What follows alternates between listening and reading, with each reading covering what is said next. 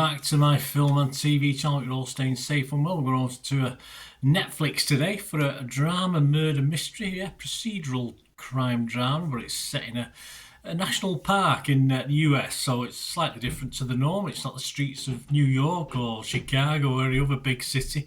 It's called Untamed, this one, and it's 6 episodes, so classed as a mini-series by about 42 to 51 minute episodes. They do vary. Remember when they used to have to do them exactly to 44 minutes for adverts and stuff like that, but they don't care now, do they? Anyway, it's set, or the action, we'll talk about it later, supposedly set in Yosemite National Park. That's where it's based, the actual story itself. Yes, Atami Tenubu of Variety said of this series that it was deeply layered and gripping. Untamed is a brilliant detective tale anchored by some of our worst human impulses, and gave it a very kind 90%. Not everyone agreed, although generally the public quite liked it. But Judy Berman of Time magazine just scored it 40 out of 100. She said, "There's nothing inherently wrong with this premise. No. It's just fleshed out in the most hackneyed way possible.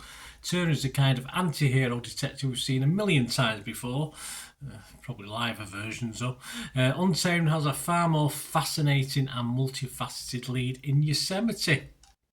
Well, she's going to be even more disappointed when she finds out about the Yosemite bit, but more of that in a moment. Anyway, what's it about? Well, it's about Eric Inman, and he's a special agent for the National Park Service.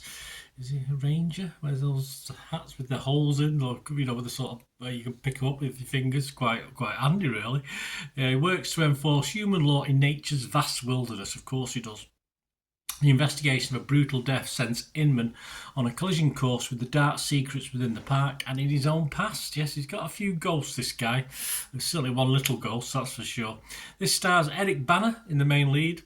Playing against him, or helping, depending which way you look at it, Lily Santiago, Rosemary DeWitt and Sam Neill as well. So lots of others, but they're the main guys in this one.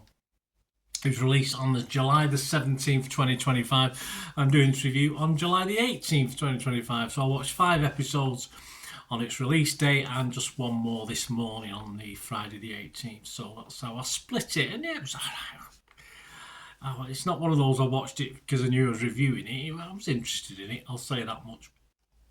I mean, does Sam Neill actually get any older?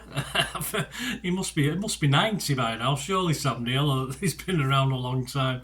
And a solid showing from him, as you'd expect in this, although it's obviously not the biggest part, but he has a reasonable amount of screen time. Eric Bana's the problem for me. Always has been, probably. I do like him in certain things. I thought it was great in The Time Traveller's Wife that time. I thought he suited that role. And in a way, he suits this one. He's not exactly Mr. Chuckles in this, as he's haunted, or helped, it's open to interpretation, by his dead young son. And in this role, he's a steady fit. Don't get me wrong, give a little let's be unkind bland. And that's what he is. I'm never really convinced when he switches to bad guy mode, when he hits first and asks questions later mode. I'm never really convinced at the hard side of Eric Bana. I never really have. But it's not, he doesn't seem a hard guy to me, so I'm never really convinced by that anyway. But there's little enough of this in what I'd call a slow burn of a police drama, this one. Yeah, it's action scenes are very few and far between. You get the odd chase in Yosemite, question mark. That's worthwhile to watch. But anyway, back to the park in a minute. Just a quick word for the underutilised, for me, actor who had to play off that dour Banner character, Lily Santiago. I've not seen him. I think I've looked at her filmography and TV stuff, and she's done a few things.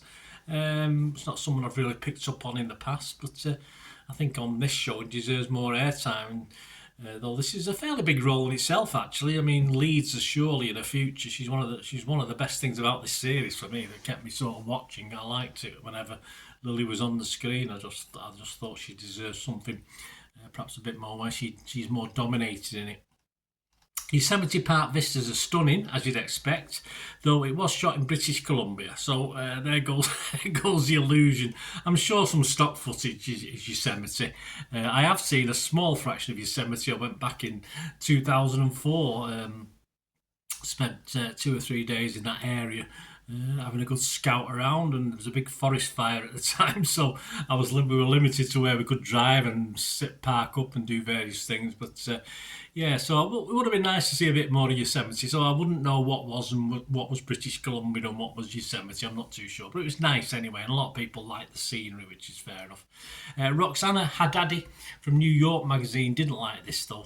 I think she liked the scenery. She didn't like the actual series itself. She only scored it 40. She said its central plot is so formulaic and the series is so tentative in making any larger argument about how we alternately romanticise and abuse nature.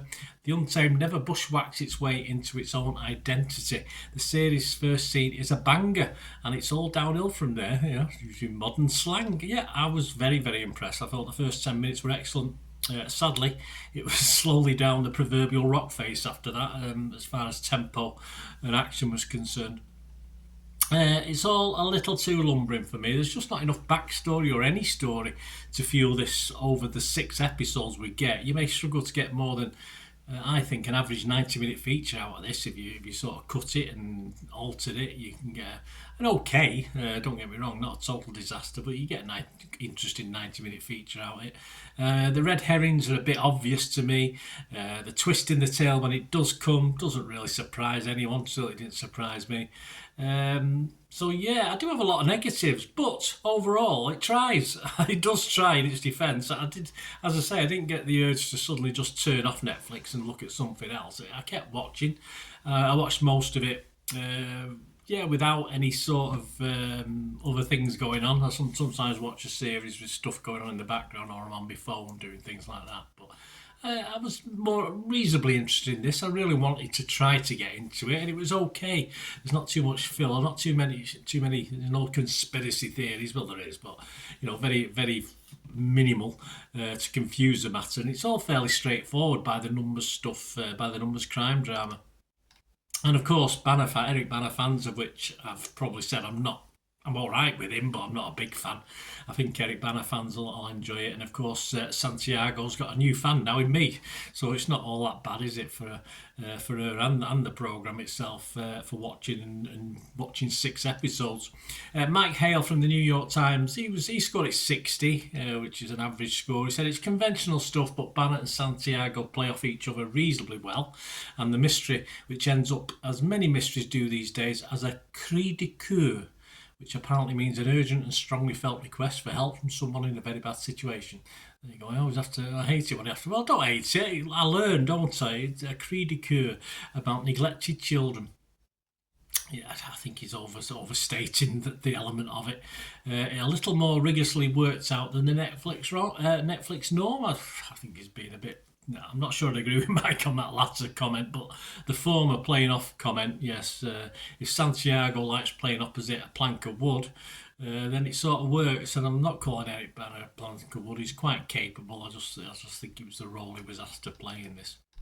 Other scores, though, going away and summing up this series, are okay to good. So, I'm probably in a little bit of minority. Rotten Tomatoes has given it an 83% approval rating. 24 critics, 20 were fresh, just 4 rotten. And I'm going to be rotten, but only just, say 51-49 to rotten. I can't say I'm totally fresh on it. So I'll make that 20 fresh and 5 rotten. Metacritic, which uses a weighted average, is probably more my score. It gives a score of 60 out of 100 based on 19 critics. That's 7 positive, 12 mixed, and no negative. And I'll have to fall into the mixed camp on this. I'm quite comfortable with mixed. I wasn't overly comfortable with rotten or fresh, but if I was going to make a comment, I'm happy with mixed. So make that 13 mixed.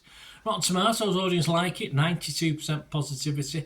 Internet Movie Database, all right, not a vast number of reviews and scores, over just over 1,200, but it's getting a 7.4, so it is liked. There's a lot of love out there for cinematography, and I can't say not about that. I think that's fine. And there's generally good comments from the public about that, but for me it's not something I could recommend. And if I'm going to recommend something, I'll give it a 6 out of 10, which is my minimum recommended score for you to watch it. So I can't give that, but I am going to give it a 5.5 out of 10, so it's not a total disaster. Mainly due, yes, to the setting, to the cinematography, whether it's British Columbia or Yosemite or everywhere, Plattfields Park down in Withington, wherever it is, I'll give it that. And also for a 5.5 because of Santiago's brave attempts to keep this entertaining at times, and the only humour in this came from Santiago, which worked most of the time when she did it. But of course, as I said, she found it very hard playing off of course, Banner's character. But there you go. So I'll be looking out for Santiago in the future anyway. Let me know what you think, guys. Great to have your views. As I said, not a total disaster, but I'm not as enamoured as some people are on this one.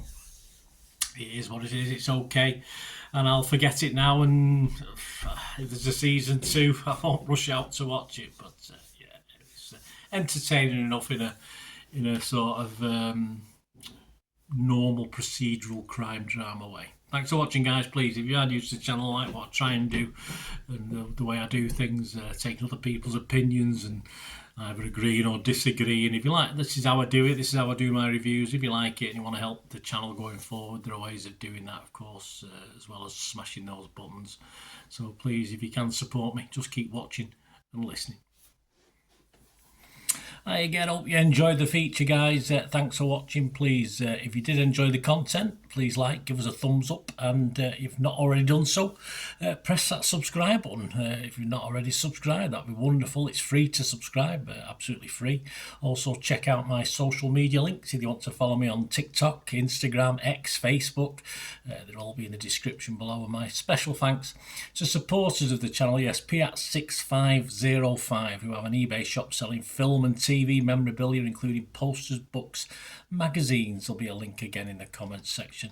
And if you're into your football, don't forget my football stuff on Manchester City for general football fans, but mainly City fans, of course. Or if you know someone who might enjoy that, give them a kick in my direction. I'll be very, very grateful. And as ever, guys, comments on this feature is wonderful. Anything to do with film and TV is always very, very welcome. It's great to talk film and TV. I thank you, guys, for your support. Stay safe, everyone.